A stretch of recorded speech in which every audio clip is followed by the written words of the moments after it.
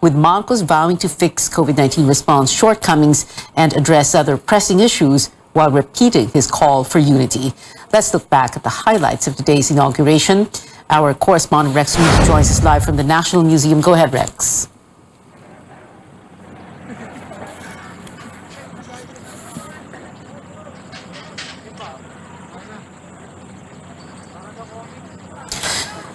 Rex, go ahead. Well, despite the controversies, criticisms, and cases of disqualification that he faced in the last 10 months, not to mention the heated campaign season for the recently held national elections after he took his oath of office this lunchtime, he is now President Bongbong Marcos. Talaga ang aking sarili at itatalaga ang aking sarili sa paglilingkod sa bansa. sa paglilingkod sa bansa. Kasihanawa ako ng Diyos. Kasinawan ako ng Diyos. Congratulations, Mr. Maraming President. salamat. It's history coming full circle. The Marcoses officially returned to Malacanang. 36 years had passed since Ferdinand E. Marcos was ousted by the People Power Revolution. Marcos and his family arrived at the National Museum to take his oath as president about half an hour before noontime.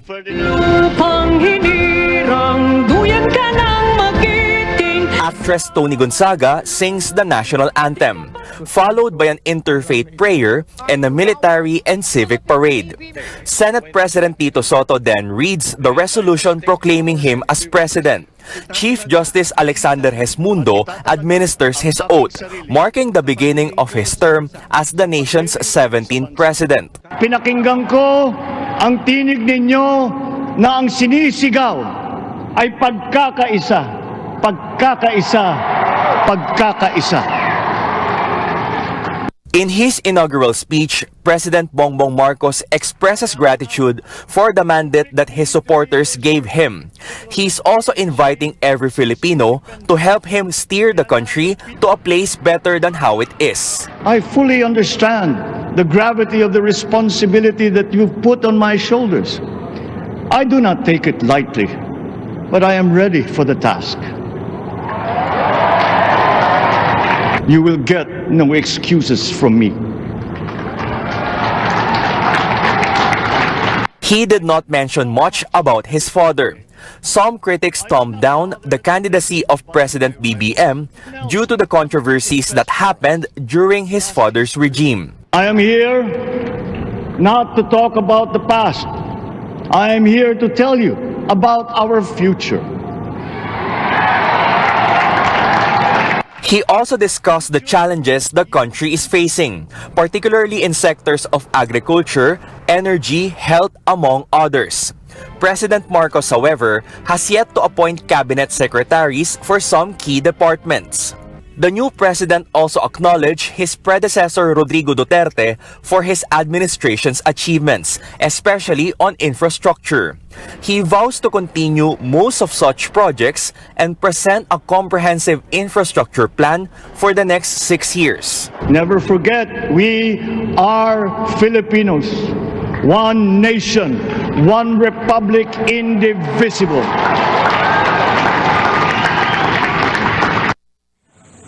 Alexander Sandro Marcos. So what do we have here so far outside the National Museum of Fine Arts? We're still seeing organizers disassembling tents that were used for the inauguration. This particular road in front of the museum will remain closed until 11 in the evening. Some motorists, however, are not aware that this is closed for tonight, at least until 11 p.m. That's why they're trying to pass through unsuccessfully, and traffic authorities are advising them to search for and follow traffic advisories. Back to you, Pia. Rex Remigio there reporting from the National Museum in the city of Manila, where Bongbong Marcos took his oath as the 17th president of the Philippines. Now, lawmakers and allies expressing their support for President Marcos following his inauguration. House Majority Leader Martin Romualdez says Mr. Marcos will be a great president. The lawmaker believes Marcos will play a pivotal role in uniting the nation. Romualdez is a cousin of Marcos. He's also poised to be the next House Speaker. One Pacman representative, Mikey Romero, says it's time to rally behind the new president's goals for the country, stressing that Marcos' success is everyone's success. Senator Joel Villanueva, meanwhile, thanks Marcos for acknowledging the need to prioritize job creation, training, and fair wages. Villanueva vows to coordinate with Marcos' economic managers to address the needs of the labor sector. After over 3 decades since a peaceful revolution toppled the regime of the late former President Ferdinand Marcos, the Marcoses are back in Malacanang. Our AC Nichols joins us live. AC, what is the first thing Mr. Marcos did in the palace? Pia, as tradition dictates, President Bongbong Marcos Jr. in his first act as the country's new leader administers the oath of cabinet members and other appointed officials this afternoon. Now, there's something unique about it, as the president also administers the oath of his son, Sandro, as the elected 1st District Representative of Ilocos Norte, among other elected local officials from their home turf. Else will I be able to swear in as president our mayors, our congressmen, and our officials from Ilocos Norte. So sinabi ko kay Sandro, dalhin mo silang lahat dito kahit na papano para masabi ko naman na sinumpa ko ang aking anak na naging bagong congressman at lahat ng kasama natin dito sa Ilocos Norte.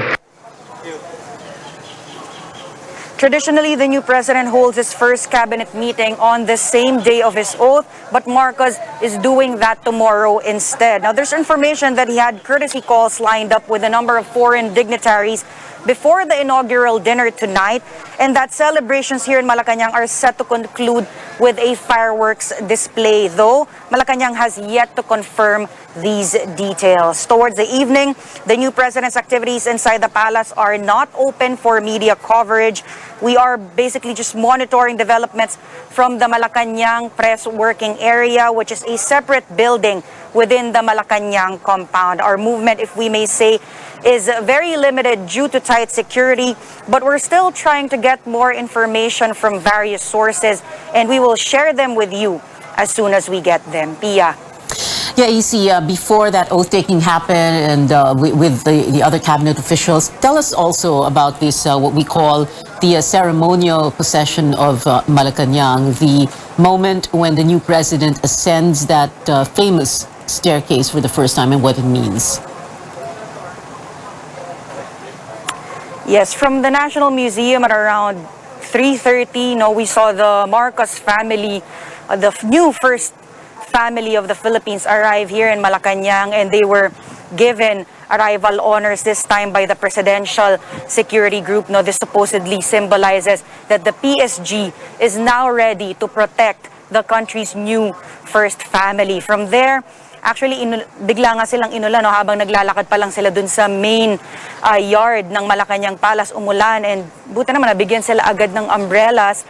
And then we see the new president go up or ascend the main staircase of Malacanang, and this supposedly signifies or shows that he has now reached the highest official or government position in the land. So from there, we saw him lead or administer the oath of his cabinet officials, as I reported earlier, and then the oath of his son, Sandro. And unfortunately, after that, Pia, RTVM's live stream or broadcast of the inaugural ceremonies have ended already. So right now, we're just trying to monitor the developments by asking our contacts kung ano na yung mga nangyayari, especially since the inaugural dinner is supposed to begin at 7 p.m. tonight. But like I said, wala na tayong nakukuhang live feed. So we're just trying to get more information, and we will give them to you as soon as we get them. Pia. Interesting also, AC, a while ago you said the new first family, you corrected yourself there. It'll take a while for everyone to get used to this because now we'll have to start saying the former President Duterte and then President Marcos, the new first family. AC Nichols there reporting live from Malacanang. A new official portrait arrives in Malacanang as President Marcos begins his 6 years in office. This presidential painting was created by renowned artist Lulu Coching Rodriguez. It features Mr. Marcos in a barong with the Philippine flag behind him. Rodriguez also painted the portraits of former presidents Joseph Estrada, Fidel Ramos, and even the Aquinos, Cory and her son Noy Noy. President Marcos hits the ground running as he looks to continue the independent foreign policy of the Duterte administration. How will this approach be different, and how will the Philippines balance its relations in the next 6 years with two superpowers, the United States and China? Tristan Odalo reports.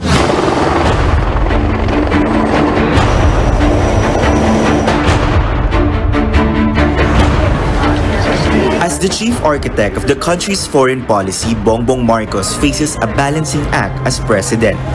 The United States wants a stronger economic partnership with the Philippines and upgrade the long-standing military alliance with Manila amid rising tensions in the South China Sea. The United States remains committed to standing with the government of the Philippines, and we have spoken up against infringements of the Philippines' sovereign rights. Both sides acknowledge the need to update the Mutual Defense Treaty and Visiting Forces Agreement. That the U.S.-Philippine alliance has been left behind. The elevation of the BSD, the restart of EDCA. From one superpower to a regional power, China also sees the Philippines as a key partner, promising a new era of bilateral relations. I'm confident that, guided by our two leaders, China-Philippine relations will be brought to new heights. Manila has filed a number of diplomatic protests against Beijing over territorial incursions in the West Philippine Sea. The Duterte administration counts around 300 of such protests.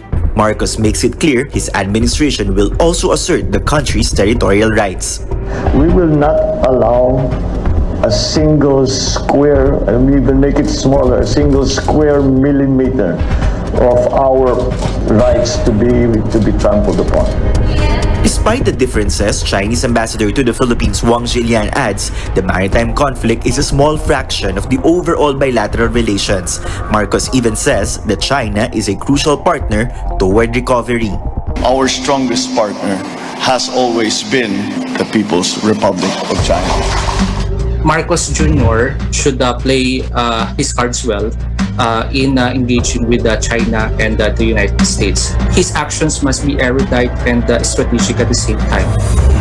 President-elect Bongbong Marcos takes office at a time when the region is encountering a number of geopolitical flashpoints.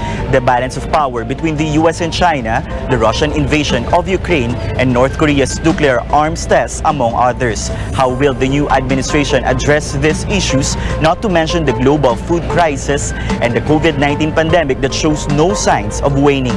An independent foreign policy must be responsive to these challenges, mindful of the national interests. Tristan Odalo, CNN Philippines. All eyes on the newly installed President Bongbong Marcos as martial law survivors take their oath to continue their decades-long fight for truth and human rights. While change has come for former President Rodrigo Duterte, who is now a private citizen. More when we return on this special edition of Newsnight here on CNN Philippines.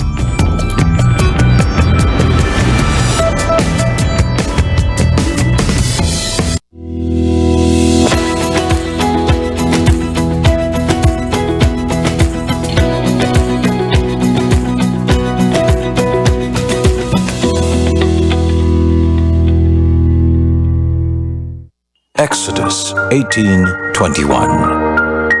But you choose from the people capable men, God-fearing men, men of truth, those who hate bribes, and put them over the people as rulers of thousands, rulers of hundreds, rulers of 50s, and rulers of 10s. Ang mabuting balita ay hatid sa inyo ng MX3. Kinto One, Toyota's global leasing service, gives you the freedom to move, to go where you want, the freedom to be productive, freedom to pursue your passion.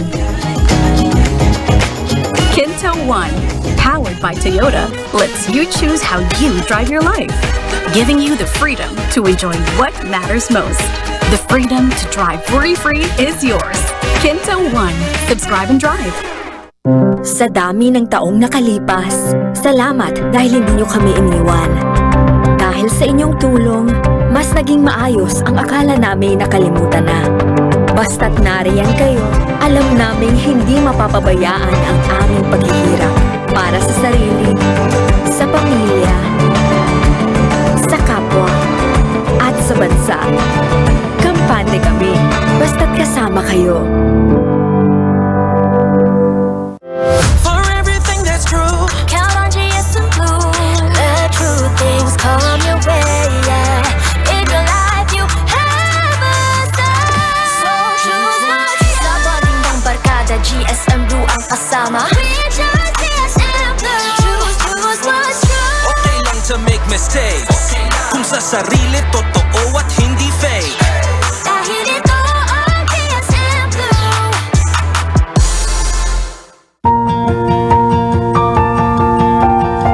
Sustainability, as defined officially, is addressing the needs of the present generation without compromising the needs of future generations. Urban expansion of Metro Manila, we cannot stop it anymore. But I wrote also in 1973, when I was a student, development is not worthy of a name unless spread evenly like butter. We should balance the development.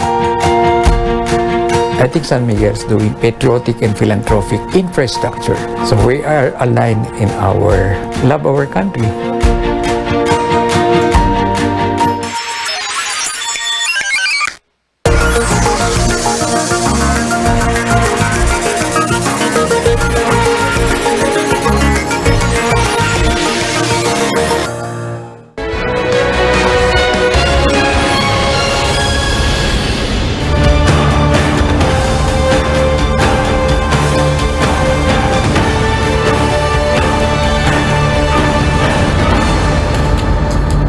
You're watching a special edition of Newsnight hours before another Marcos was sworn in as the 17th President of the Philippines. Martial law victims held their own oath for the country at the Bantayog ng mga Bayani in Quezon City.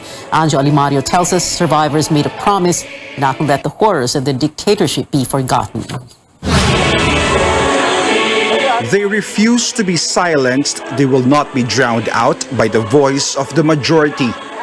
Victims of martial law under the dictatorship of former President Ferdinand E. Marcos band together for panunumpa para sa bayan.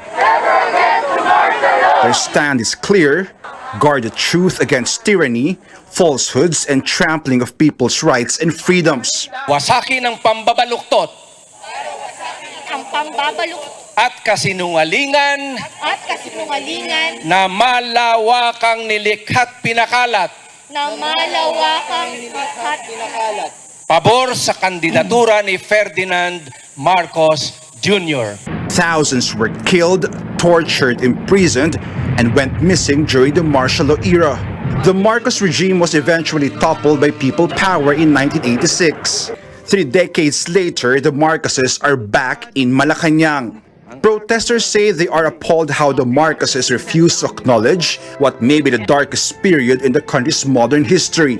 The newly installed president previously said he has nothing to apologize for. Survivors admit they are a vanishing breed. That's why it's important for them to pass the torch of truth to the youth. Huwag na huwag baluktutin ang kasaysayan.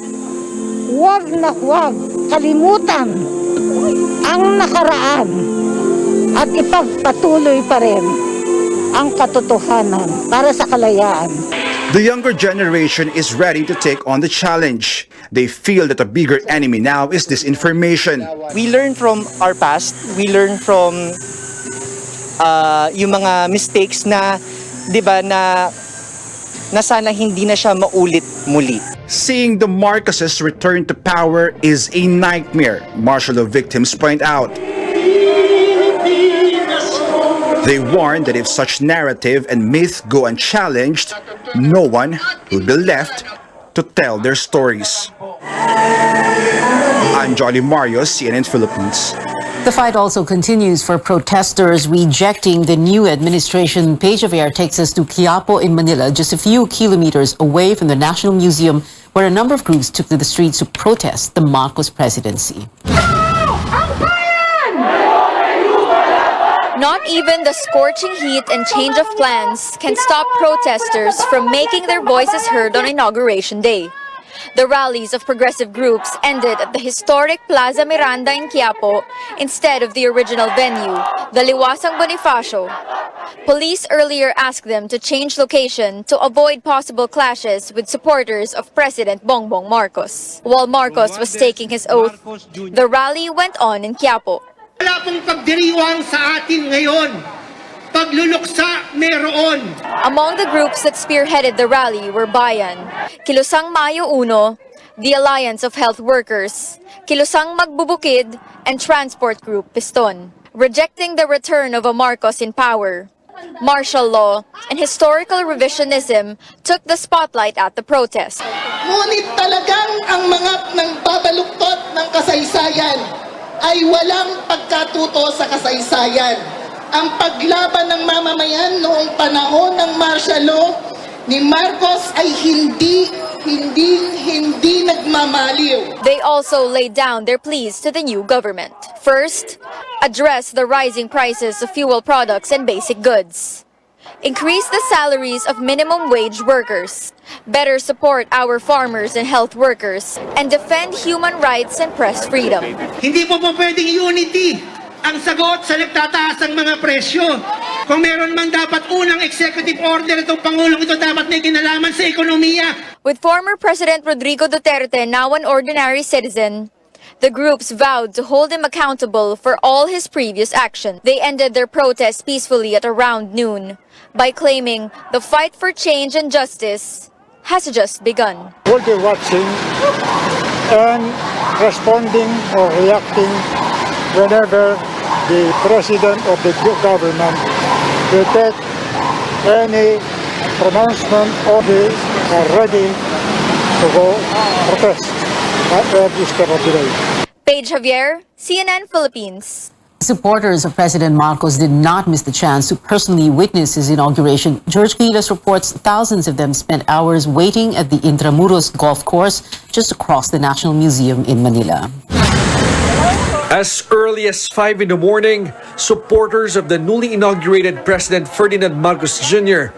gathered at the Intramuros Golf Course, a venue that can accommodate 300,000 people. Authorities say around 5,000 supporters arrived.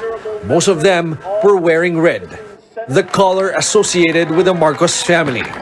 While the golf course was big enough for them, some supporters were not satisfied. They also occupied Liwasang Bonifacio ahead of the scheduled protests there. This prompted various groups to push their rally farther from the inauguration site at Plaza Miranda in Quiapo. It was hot and sunny despite the anticipated rainy weather. During the inauguration proper, some of the supporters were not able to contain their emotions. Napakahalaga, sir. Kasi sir, sa habang panahon, nabigyan din po ng hustisya ang paggawa ng pag-apil sa pamilya Marcos po noong araw. Medyo natutuwa lang ako. Medyo nagagalak at natutuwa na halong emosyonal kaya napaiyak-iyak ako nun. Sobrang saya ko lang na siya yung naging Pangulo ngayon. The crowd cheered during the speech, especially when the president spoke of unity and having similar aspirations with the people. Amalia Mutiak came all the way from Lanao del Norte just to watch the inauguration. While it's not mentioned in the speech, Mutiak is hoping that the new president will focus on the welfare of Muslims, especially for those who lost their homes during the Marawi siege in 2017. Sana po ngayon, tutukan niya ang Marawi City para malaman niya at maibangon uli ang Marawi City sa aming kapwang mga Muslim. Dahil na sa ramdam ko ngayon sa Marawi ay hindi pa po sila nakabalik sa mga bahay-bahay nila. Supporters are optimistic the new administration will fulfill its campaign promises, that Filipinos will rise through unity. George Cahiles, CNN Philippines. Celebrations were low-key and simple in President Marcos's hometown of Ilocos Norte, but supporters from other provinces went out of their way to mark Inauguration Day. Let's head over to Ilocos Norte with senior correspondent Lois Calderon. Ilocos has been known as Marcos country because for half a century, the Marcoses ruled this province as governor, congressman, and mayor, and now again as the highest leader of the land. But on this historic day, Batac, the hometown of the Marcoses, is quiet. True to form, Ilocanos made the celebration simple. The City Hall set up 2 big LED screens at Imelda Cultural Center, one of the landmarks of the town center. Together, barangay officials, City Hall employees, and supporters watched President-elect Bongbong Marcos take his oath at the nation's capital. Some were even moved to tears. Nawala ng gutom namin nung nakita namin yung screen na mayroon. Dalat, takbo kami dito po. Nakakapanindig, balahibo sa akin. Sa maasahan, may malaki kaming pag-asa sa kanya. In Lawag City, tarps with the face of Marcos and congratulatory words were hanging prominently on the Capitol building and other government offices. From Congressman and first son Ferdinand Alexander Marcos, better known as Sandro, to governors and mayors, elected officials from Ilocos Norte and Ilocos Sur, were in Malacanang to take their oath en masse. Interestingly, Marcos' landslide victory has been attracting people to Ilocandia. Former teacher Josephine Bustria of Pangasinan brought her entire family to Batac. This family traveled all the way from Davao City to Vigan in time for the inauguration. In Vigan, business is brisk, with one popular restaurant owned by the Singson clan also preparing to host VIPs on Marcos' Inauguration Day. The restaurant manager has been working there for 2 decades and has met the Marcos family several times. We ask what food BBM often orders. Pinakbet, longganisa, bagnet, ganyan po ang ino-order nila noon nung pumupunta siya dito. I am giving him the 100% benefit of the doubt that he could lead this nation very well, this country very well. Authorities deployed police to secure Batac's landmarks, including the Marcos Museum, amid reports that vandals could make a scene in protest of Marcos's victory. Nonetheless, it was a peaceful day for most of Ilocandia. From Batac, Ilocos Norte, Lois Calderon, CNN, Philippines. Up ahead, Davao City is welcoming former President Duterte home after 6 years. We'll get details in his homecoming on the ground and find out what netizens are saying about today's inauguration. You're watching a special edition of Newsnight, where we go above and beyond the headlines.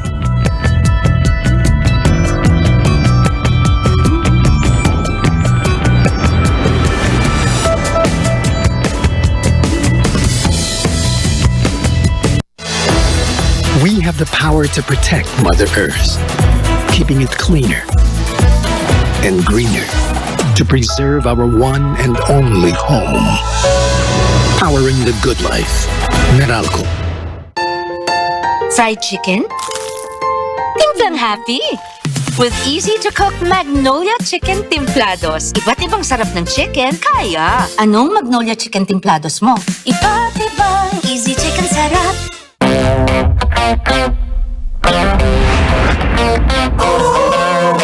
Eyes on me everywhere, but I so take the dare. My game is always fair. I will always be impossible to beat.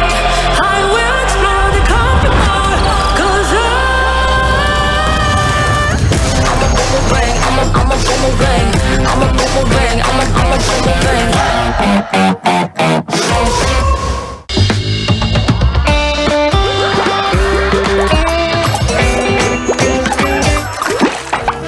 Mas masaya ang birko at tawanan kapag kumpleto ang barkada.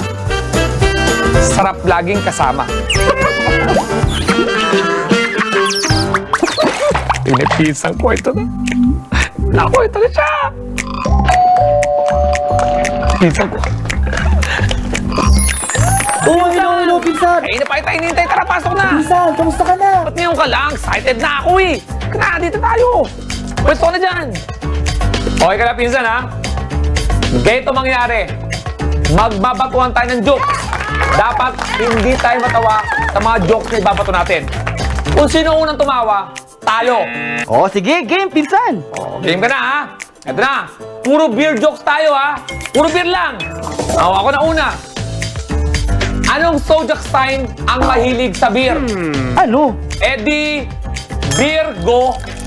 Ako naman, ha? Anong beer ang sinasabi mo kapag may napikon sa'yo? Ano? Eddie, uy, biro lang yun. Ako naman. Anong beer ang hindi iniinom? Ano? Dito mga hawak nating San Miguel Pale Pilsen. Kasi kayo pa tayo nagdi-joke. Nakalimutan natin uminom. Cheers! Oh, cheers, cheers, pinsan, cheers. Masarap kapag kumpleto ang samahan sa beer ko at tawanan. Kayo, paano nyo si-celebrate ang International Joke Day ng Barkada? Huwag kalimutan ang malamig na San Miguel Pale Pilsen, ha? Sarap laging kasama. Happy International Joke Day. Joke, joke, joke!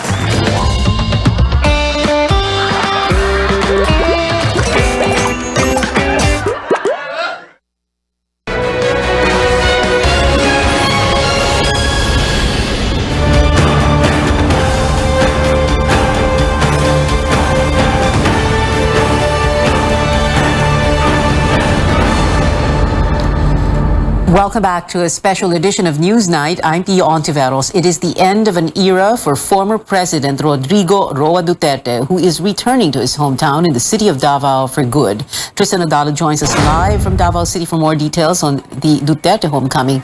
Tristan? Pia, supporters of former President Rodrigo Duterte are now gathering for a homecoming concert dubbed as Salamat Tatay Digong. They say this is their way of paying tribute to the former chief executive who ended his term as the country's 16th president. Local artists are performing right now, and the organizers say that this is their way of showcasing homegrown talents as their way of honoring the President Duterte, the Mindanaoan pride. Nakaka-proud, 'di ba, na galing sa ating city yung naging 16th na president. Of course, si Tatay Mayor naman, very visible siya nung mayor siya dito sa ating city. It's also very inspiring for us, 'di ba, as a regular netizen, an employee to pursue, 'di ba, kung ano yung passion natin. A group of senior citizens and OFWs were the first to arrive in the concert venue at a local mall in the city. Some wish that the Duterte programs will continue under President Marcos, while others say 6 years was not enough. Kuya, nakikita niyo naman sa personal. Nagpapasalamat ako for 6 years ng serbisyo niya. Sana yung bagong pa naman ngayon ay yung ano bang mga kaayuhan niya sa una, sundin nila ang pagbabago. Kulang yung 6 years kay Tatay Digong. Idol namin siya sa buong OFW. Siya ang pinaka-the best.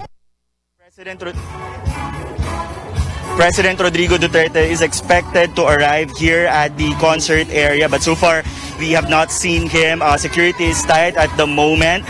And earlier, before leaving Malacanang, the former president urged the public to help and support the new president, President Bongbong Marcos. Back to you, Pia.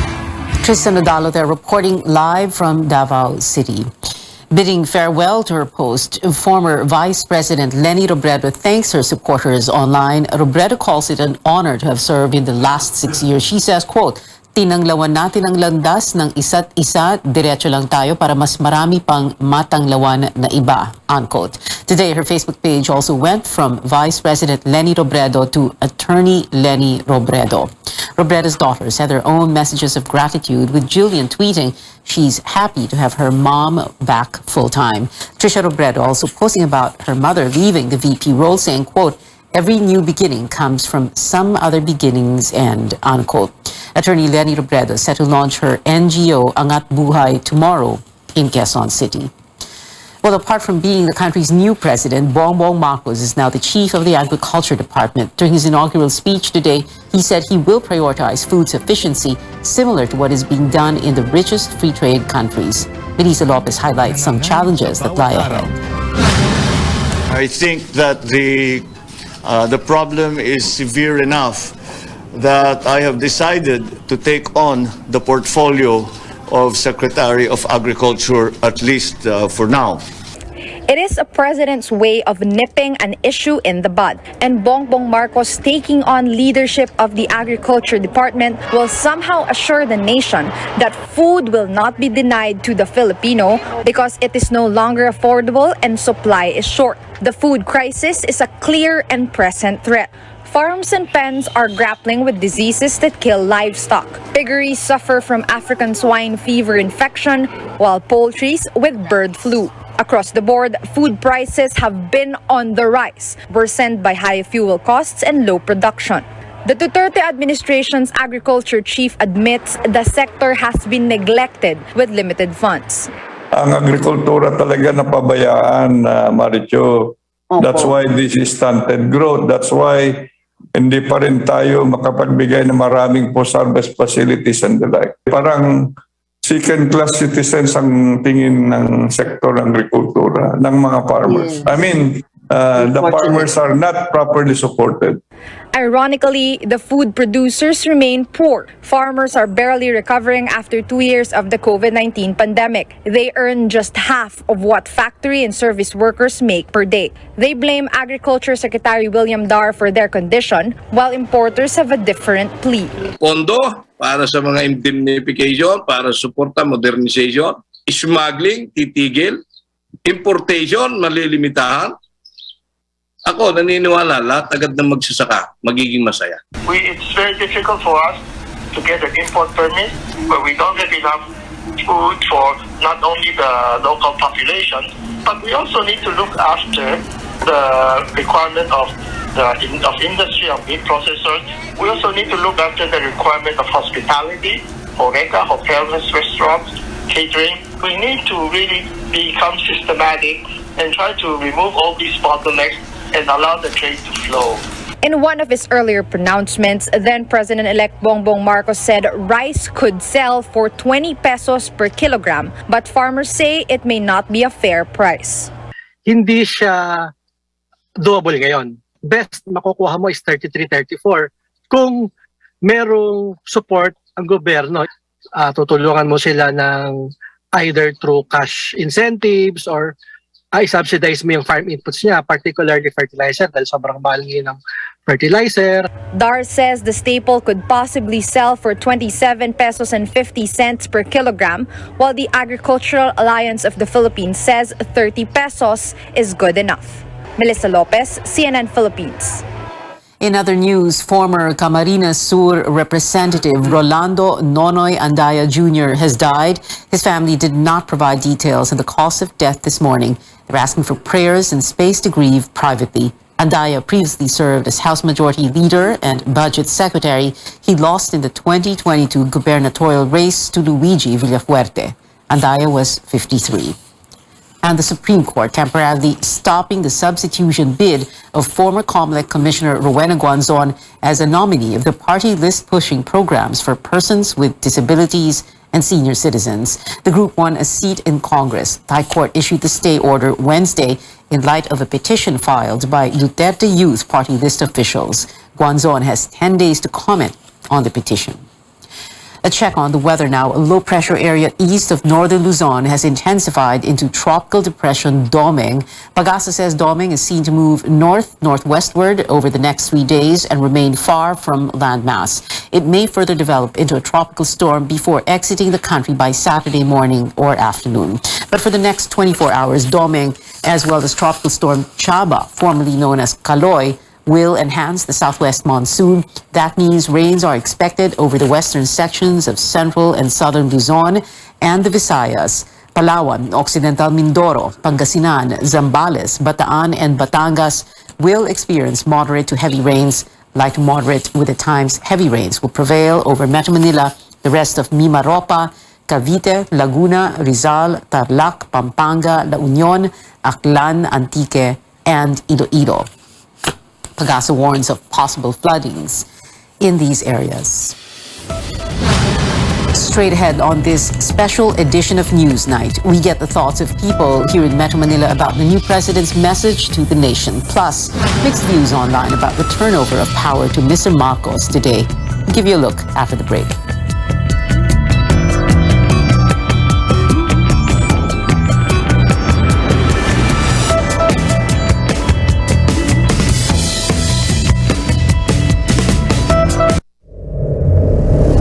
Mission accomplished. Port Gilas, Pilipinas claimed their first win in the FIBA Asian Cup. Tapos ngayon, nandito ako para manalo. Filipino pole vaulter EJ Obena, he just wrapped up a series of indoor pole vault competitions. A warm hero's welcome greeted the new breed of Filipino world champions. Pagdanganan is getting the inaugural Miss Golf Award. The PBA has announced it is considering creating a bubble for the resumption of its 45th season. Every night, we take a hard look at the stories and provide you with multiple points of view from here and around the world.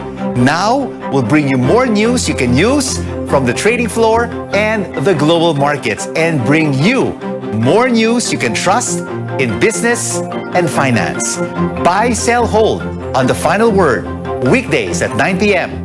only on CNN Philippines.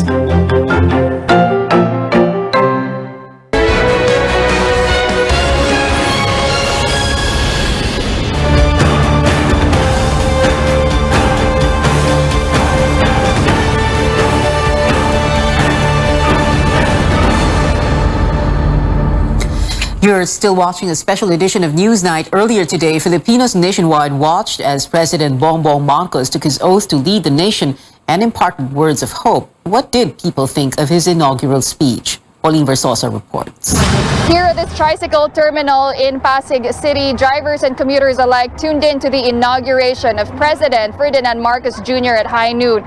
Many of them are pleased to hear the promise of a better future in the inaugural speech of the new chief executive, with the words unity and pangarap or dreams sticking with most of them. But not a few were unable to comprehend the 30-minute speech of Mr. Marcos. Okay na rin kahit di mo intindi. Parang maluwag-luwag din sa amin sa kalooban yung mga salita niya. English kasi international language yan eh. Ibig sabihin, marami rin na mga bansa nag-aabang sa kanya sa pamumuno niya. Eh kung Tagalog lang, tayo lang mga Pilipino ang international nakapokus sa kanya, di ba?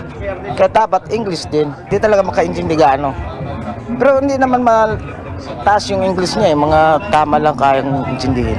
I'm proud as a Ilocano kasi Ilocano siya, no? So, nakita ko naman speech niya talagang I'm very proud. At sana lahat ng sinabi niya, lahat ng hope ng mga tao ay kahit hindi naman mapatapos, at least maumpisan niya. Masaya. Kasi gagawin niya lahat eh. Putingnan din natin sa huli. Hindi ko maintindihan kasi English eh. Dapat tinagalog niya para maintindihan naman namin. Eh kung Tagalog, di madami tayong masasabi ngayon. Sana matupad yung mga sinasabi niya, mga pangako niya. Yung gasolina, ang hirap ng buhay ngayon. Kita mo, ang tagal namin makalis. Walang pasahero. Ngayon sana ipagpatuloy niya ang kanyang proyekto rito sa Pilipinas, katulad ng kanyang ama. Mapagtuunan po sana ng pansin ng bagong Pangulo natin ang ating sa pagkain, about sa pagkain, lalong-lalo na din po sa gasolina. Umaasa po kami. Umaasa po ang sambayan ng Pilipino po. Umaasa kami na bababa yung mga bilihin natin kasi para makaginhawa naman tayo. Siguro naman yung pagtaas dati, nakokontrol ni Marcos yung pagtaas ng gasolina. Siguro ngayon magagawa niya yan. So siguro wag tayong magmadali, mga 2 taon, 1 taon, mga babago na lahat yan. 100% ang tiwala namin dyan. Hindi na kami nagangad yung ibibigay ng mabago lang yung ng gobyerno, ayos na sa amin yun. More than words, Filipinos are putting immense trust on Mr. Marcos as he begins his presidency, marking a new chapter in the lives of more than 100 million people. Pauline Versosa, CNN Philippines. Netizens also had a lot to say about today's inauguration, with different opinions circulating on social media. Some admired President Marcos' speech, saying his message about unity and the Filipino people being indivisible should be the country's mantra. There was also rejoicing at the Marcos family's return to power. This netizen called Imelda Marcos a, quote, proud mama. But some people voiced their disappointment, saying that the EDSA People Power Revolution ousted the late dictator Ferdinand Marcos to, quote, restore freedom in the country, and now his son takes on the presidency. Tony Gonzaga's rendition of the national anthem was another hot topic. This netizen says it sounded like, quote, an authoritarian hymn rather than a nation's hope, unquote. Hashtags like Our President Marcos Jr., PBBM, and Pilipinas trended on Twitter today. To cap off the celebrations today, Mr. Marcos is set to attend the Pasasalamat Concert 2022 on Mendiola Street in Manila, a stone's throw away from Malacanang, at 9 p.m. The so-called People's Concert will feature the Philippine Philharmonic Orchestra and award-winning pianist Cecil Licad, whose music education was sponsored by Marcos's mother Imelda at a young age. The event is meant to give thanks to the president's supporters. More live shows, this time for K-pop fans. Veteran boy group Super Junior is coming back to Manila. The Super Show 9 Road World Tour heads to the Mall of Asia Arena in Pasay this August 6. Tickets go on sale by July 17. The Sorry Sorry Singers last performed in the country in 2019. Now, for 17 fans, you can get passes to the Be the Sun concert in Manila as early as July 12. The fan club pre-sale begins at 10 a.m. that day, while Live Nation's pre-sale is on July 13. General on sale kicks off July 14th. Is that general admission? And that is it for now. Join me again on News.ph at 7 p.m. I'm Pia Ontiveros for a special edition of Newsnight, where we go above and beyond the headlines. We leave you now with the sights and sounds of today's historic inauguration of President Bongbong Marcos. This is a historic moment for us all. I feel it deep within me.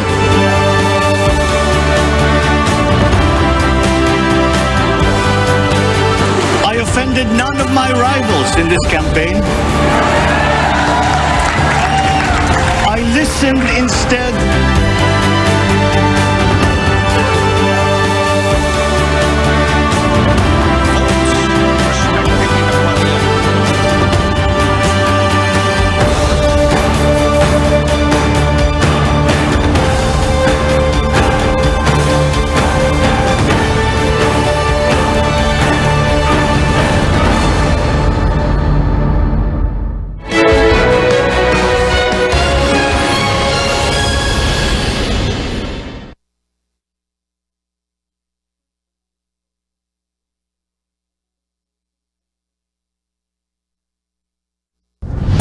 RPN Regional AM radio stations nationwide welcomes CNN Philippines, a first on radio, to bring you the latest news you can use, news you can trust.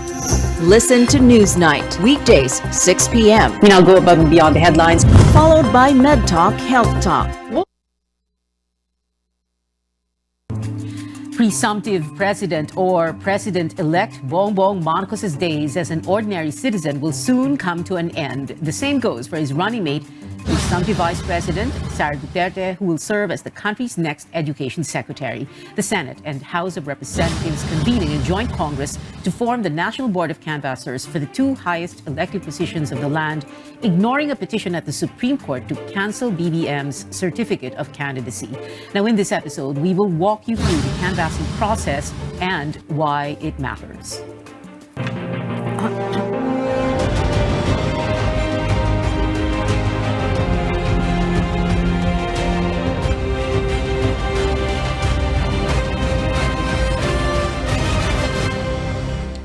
Good evening. I'm Pia Ontiveros. Welcome to your weekly political appointment fix, politics as usual. Now, before we go to the canvassing, let's talk first to Cavite Representative Boying Remulla, who is a member of the House contingent to the Joint Canvassing Committee.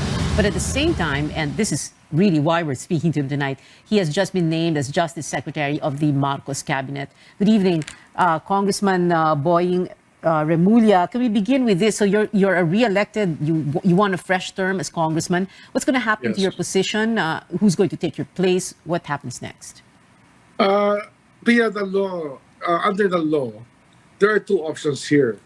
One is a caretaker can come in to deliver the funds to my district, whatever funds are allocated by the government, and the other one is for a special election to be called, which might be better because it will just be the beginning of my term, and there's a lot of time left. 3 years is a long time. That to have no representative in Congress. That's why, well, hopefully, we'll be able to work out a special election for my district. All right. When we speak about you being Justice Secretary, by the way, no, when were you told that you would be Justice Secretary, or matagal nyo na itong pinag-usapan ni BBM even before the election or right after? Pia, I didn't apply to be secretary, kasi first of all, I really ran to be a member of the House, and I was expecting to become the majority leader of the House. That's already an arrangement that was being worked out with the presumptive speaker. But actually, 2 or 3 days after the elections, I was called by the president-elect to his home, and we had a conversation where he told me that he wanted me to serve as his Justice Secretary. And Pia, as a lawyer, I can tell you it's every lawyer's dream to attain the rank or status, but it's not the point. The point is really to be able to help the government run things. Probably my leadership style might be compatible with the leadership style of the president. And it's just a dream for me to be able to serve in this capacity. And with the problems the country has, somebody has to step up, and I'm willing to take a challenge for this. Can you give us an idea of what you're going to be doing as Justice Secretary? Like, what kind of program? What are you going to focus on? Are you going to, like, for example, look very well into the prosecutorial service? Other DOJ programs? Well, the DOJ is a very, very big department, Pia. First of all, what do you have there? You have the Land Registration Commission. We have the National Bureau of Investigation, Bureau of Corrections and Criminology, and so many other offices. I mean, name it, the DOJ participates in every government activity. So there's so much to do. And the most important thing probably is the rate of prosecution, acquittal, and conviction that is happening right now, where there are jails, when we talk about overcrowded jails, it's because of the slow pace of justice. So probably it's about time that we audit one thing that the first things we can do is to audit all of the detention prisoners to see if they're allowed, they can be freed already, to decongest the jails, and for those that have to be prosecuted to work double time. Pia, there's a saying, diba? May sinasabi nga, and justice for all.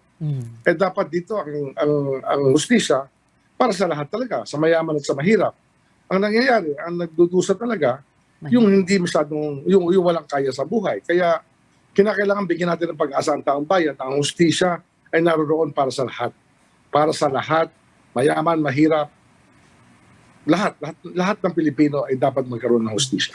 And justice for all, it's good you brought that up because, for example, there are plenty of wrongful convictions, for example, or there are people who we know we should be in jail or in prison and are out scot-free. Yes.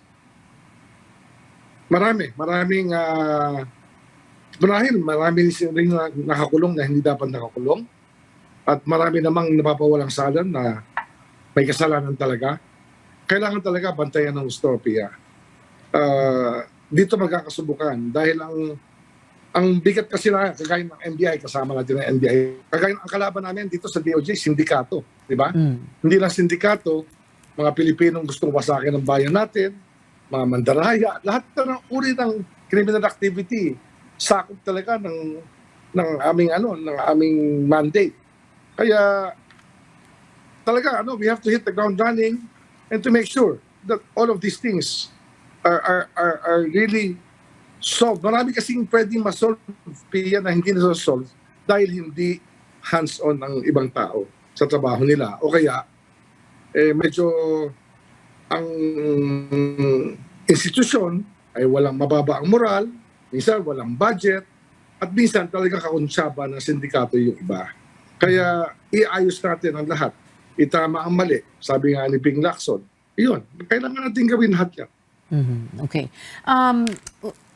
In the immediate aftermath of the election, napag-uusapan kasi yung, for example, no, if BBM were to push his unity theme, his unity campaign theme beyond the campaign and moving forward, that would there be that possibility of the new Marcos administration looking into, for example, the cases against Laila de Lima, who was and very clearly anyway, was a very severe critic of BBM himself?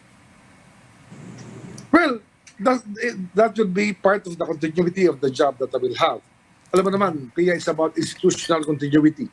Just like the presidency or any department, kailangan tuloy-tuloy ang trabaho niyan. So those cases left hanging, we have to resolve. And everything, if there is a need to review, we will review. Pero, yan, lahat yan, kasama yan, PIA. Politics or no politics, ano yun may kaso talaga yun. Wala tayong magagawa. Ang magagawa lang natin dyan, siguraduhin lang natin na tama ang ginagawa ng justice system sa lahat ng inuusig. At yun ang kailangan natin gawin, ang karapatang igalang natin. Lalo na ang ating constitutional rights. Well, yun ang importante, to do what is right. Kong Boying, also, we have a minute and a half to go before we let you go, because I understand you do have something to attend to. Let's talk very quickly about the canvassing. So you have that petition to cancel yung COC ni BBM pending before the Supreme Court, but at the same time, it is all systems go for the canvassing. You have a 31 million votes for the president-elect and equal number of votes also, give or take, for Sara Duterte. So, dire-diretso lang ito, hindi po ba? The canvassing, as a matter of fact, people are saying perhaps by Wednesday evening or earliest Thursday, we could have a proclamation already. Well, we hope that we can finish everything by that time. Ano kasi, Pia, it is our constitutional duty to do this. Hindi naman ito binigay sa Korte Suprema para i-desisyon kung sino magiging presidente ng Pilipinas, di ba? Ang saligang batas, sinabi, the National Board of Canvassers shall be constituted.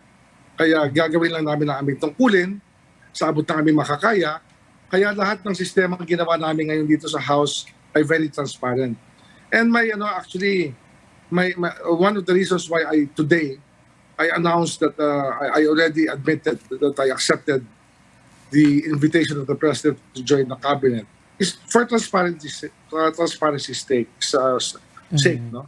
Kasi kasama ko sa Board of Canvassers, baka mamaya ito na naman, meron na namang alingangungaw. Ito, we're being transparent, Pia. Pero ito naman kasi, this was set up a long time ago under the leadership structure of the House, as it is under Speaker Velasco. Kasama talaga ako dyan sa listahan niya nung araw pa. But it's better that I disclose it prior to the canvassing para naman no one can say anything na. Diba?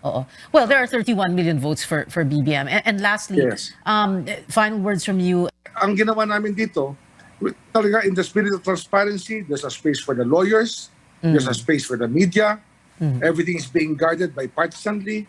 Kaya lahat ng pwedeng gawin nandiyan na. And then, under the rules that we will adopt, talagang yung rulings nito will be both the Senate and the House will agree on the rulings. If there are objections, then they will be resolved accordingly under the rules that we will adopt. All right, final words? Well, marahil ang isang dahilan kaya tinanggap ko ang hamon na to ay gusto ko talagang sabihin sa tao, no? Sa tagal ng aking paglilingkod sa Justice Department, sana mahalin natin ang bayan natin. Ang problema kasi, the nation state is under threat from big business interests. The Filipino should be proud of his country. We should not shoot ourselves in the foot. Tama yung space, kaya nga bagay kami ni Pangulo, sabi niya magkaisa tayo. I believe that. But, yun nga, sana naman, yung mga hindi nagwagi, matatapos ang canvassing na, ay tanggapin na at bigyan ng pagkakataon na maglingkod na maayos ang mga taong nahirang ni Pangulo at lalong-lalo na ang ating President-elect. BBM. Sana bigyan naman kami ng pagkakataon na maglingkod. Alam ko na may babatikos, sanay naman tayo sa batikos, pero tingnan natin with an objective eye kung talagang tama ang ginagawa namin para sa bansa natin. Diba? Isang bansa sana tayo. Yung unity is really important to our country at this time. Congressman and soon-to-be Justice Secretary Boying Remulla, thank you very much for being with us tonight, sir. We'll be back after a quick break. Stay tuned.